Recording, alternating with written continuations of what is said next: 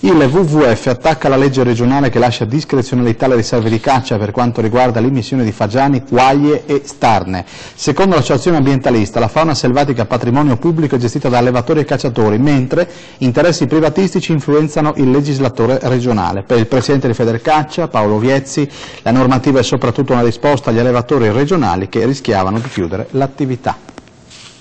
Il WWF regionale scende in campo contro la nuova legge approvata dal Consiglio regionale per quanto riguarda il prontacaccia. Le modifiche introdotte prevedono che sul prontacaccia la Regione non regoli più le immissioni, lasciando discrezionalità e autonomia totale alle riserve di caccia che non avranno più limiti in termini di quantitativi.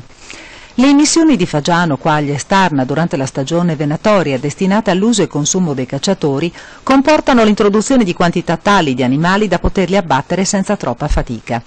Parliamo peraltro di fagiani e galline, affermano gli ambientalisti, tanto veloci da abbattere quanto da gettare nella spazzatura, perché spesso hanno carni poco appetitose e che nessuno ha voglia di spennare e cucinare. Secondo l'associazione la fauna selvatica, patrimonio pubblico, è gestita da allevatori e cacciatori. Interessi privatistici influenzano il legislatore regionale. Questa non è una gestione sostenibile delle risorse, ma pura e semplice attività ludica. Pronta la risposta del presidente della Federcaccia regionale Paolo Viezzi. Anche a voler seguire il ragionamento delle associazioni ambientaliste, il fagiano prontacaccia che proviene dagli allevamenti non provoca alcun danno né faunistico né ambientale. Tutte le riserve disciplinano il prontacaccia, che non è per la totalità dell'inserimento. Se si immettono 100 fagiani se ne possono prelevare 60 o 70 al massimo, in modo da lasciare un ceppo che possa consentirne la riproduzione. L'apertura del prontacaccia è tra l'altro una risposta alle decine di allevamenti che stavano chiudendo, continua Viezzi, secondo il quale è importante salvaguardare diversi posti di lavoro.